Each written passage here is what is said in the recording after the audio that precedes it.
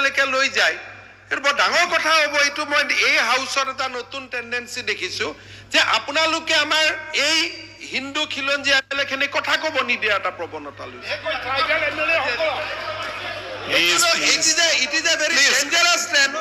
আৰু যদি আপোনালোকে কয় যে এই ট্ৰেণ্ডটোৰ বিৰুদ্ধেও আমি হাউচত যুঁজিব লাগিব এইটো ডাঙৰ ঘটনা হ'ব আৰু it will send a message outside তেখেতে ভুৱন পেগুৱে যদি এটাও নিজৰ কথা কৈছে তেওঁক ধৰক these are answered given by the honorable members of the Congress party in this Assam Assembly. Assembly record only. তো যদি এটা আপোনালোকে এসেম্বলি ৰেকৰ্ড এটাও পঢ়িব নিদিয়ে হুলস্থুল কৰে what is this new trend? তো আমি আপোনালোকক ক'ব লাগিব অধ্যক্ষ মহোদয় যে আমি কথা কোৱাৰ আগতে ইউডিএফ বা আন ধৰণৰ বিধায়কসকলক বাহিৰত থক আমি কথা কম তাৰপিছত আপোনালোক আহিব আমি ওলাই যাম আপোনালোকে কথা ক'ব তেনেকুৱা এটা সিচুৱেশ্যন হ'ব অধ্যক্ষ মহোদয় মই আপোনালোকক ৰিকুৱেষ্ট কৰোঁ দেউৰী ডাঙৰীয়া ৰমাদা যদি Honorable Sir আপোনালোকে এই হাউচত হিষ্ট্ৰীও ক'ব নিদিয়ে গোপীনাথ বৰদলৈ কোট কৰিব নিদিয়ে বিষ্ণুৰাম মেধিক কোট কৰিব নিদিয়ে আৰু এইটো এটা it is a very dangerous trend এইটো ক'ৰ পৰা আৰম্ভ কৰিলে এইবাৰ মই দেখিছোঁ ইমানটো আগ্ৰাসী নহ'ব এটা মাটিৰ পিছত যদি বিধানসভাখনো আগ্ৰাসন কৰিব খোজে কেনেকে হ'ব So you have to listen.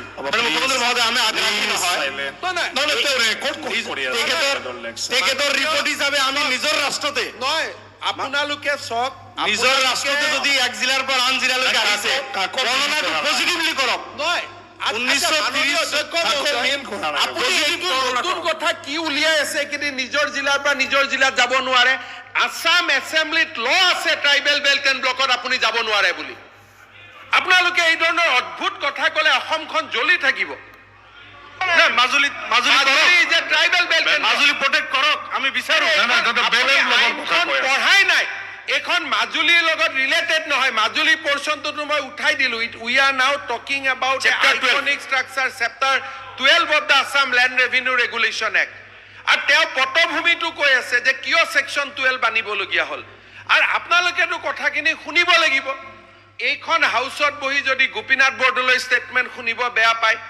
Bimala Prasad Chaliha statement শুনিব বেয়া পায় শৰৎ সংঘৰ ষ্টেটমেণ্ট শুনিব বেয়া পায় হিতেশ্বৰ শইকীয়া ষ্টেটমেণ্ট শুনিব বেয়া পায় তৰুণ গগৈ ষ্টেটমেণ্ট শুনিব বেয়া পায় এইটো ডাঙৰ ঘটনা হৈ যাব তো শুনি লওক আপোনাৰ you have all the rights to refute him কিন্তু এনেকে ক'লেই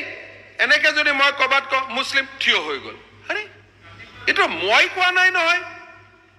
আৰু আজি আপোনালোকে হিন্দু মুছলমানৰ কথা কোৱাটো কেনেকে বন্ধ কৰিব these are hard realities of our life আমিতো এনেকেতো সেকুলাৰ হোৱা নাই সেন্সাছতো ৰিলিজিয়ন সোধে what is your religion so' Hindu Muslim Christian these are realities of life এজনে কৈছে মই হিন্দু মুছলমান নুশুনো তেতিয়া সেন্সাছ উঠাই দিয়ক হিন্দু ধৰ্ম উঠাই দিয়ক মুছলমান ধৰ্ম উঠাই দিয়ক কোনেও শুনিব নালাগে সব মানৱতাবাদী হৈ যাওক everybody let everybody be human কিছুমান বস্তুটো আপোনালোকে এনেকে এজন ট্ৰাইবেল লিডাৰ কালি যদি বজাৰত ওলাই যে মুছলমান বিধায়কখিনিয়ে ট্ৰাইবেল এমএলএ কথা কোৱাটো বন্ধ কৰোৱা আৰম্ভ কৰিছে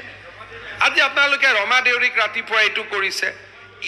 মই কৈ আছো যে মোৰ দিনত কমিউনেল ক্লাছেছ হোৱা নাই কিন্তু কালি যদি হাউচৰ বাহিৰত ট্ৰাইবেল মানুহখিনিয়ে গম পায় যে আমাৰ বিধায়কসকলক এতিয়া কথা ক'ব নিদিয়া হৈছে তেওঁলোকে এইটো এটা নতুন ট্ৰেণ্ড আৰম্ভ কৰিছে মই দুই হাত জোৰ কৰি অনুৰোধ কৰিছোঁ ডু দিছ অধ্যক্ষ মহোদয় মই সেই এছেম্বলি কুৱেশ্যনেই পাঠ কৰি আছিলোঁ লগতে তাৰ এই ৰেকৰ্ড কেইটামান মই ভাল লাগিলে এইকাৰণে লৈ আহিলোঁ তাৰপাছত শ্ৰী কাৰ্ক চন্দ্ৰ দলেৰ MLA মই ৰেকৰ্ড ক'লোঁ 1958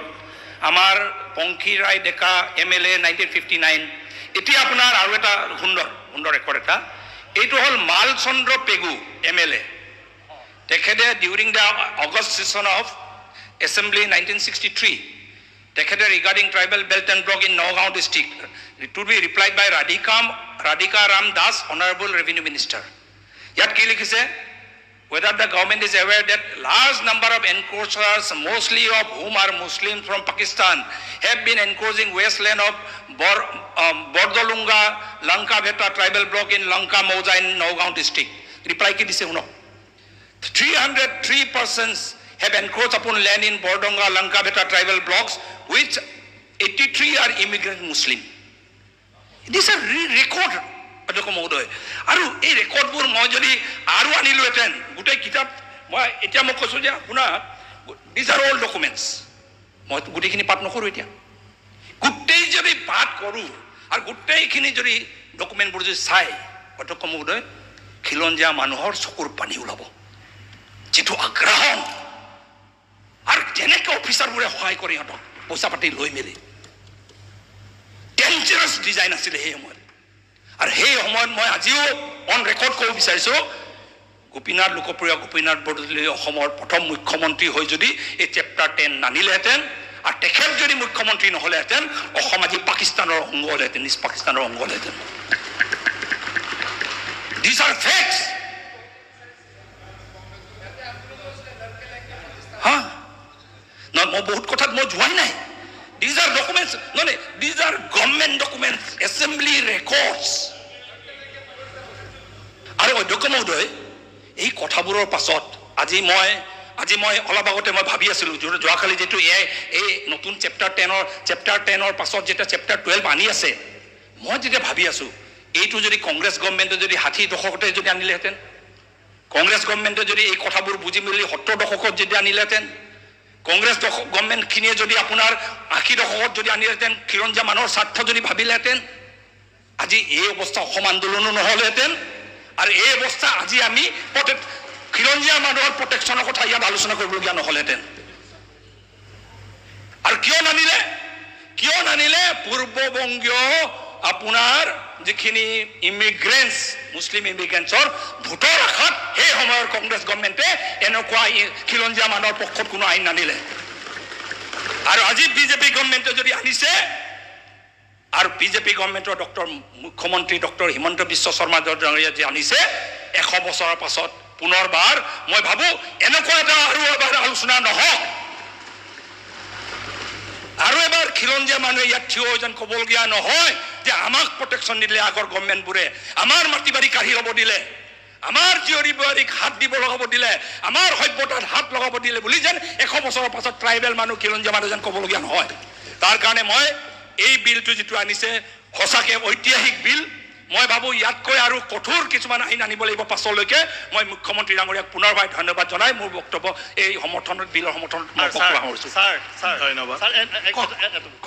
ছাৰ, মই মাননীয় মুখ্যমন্ত্ৰীক এইটো অনুৰোধ কৰিব বিচাৰিছোঁ, আমিতো আপোনাৰ যিটো আইকনিক হেৰিটেজ ইনষ্টিটিউশ্যন প্ৰটেকশ্যন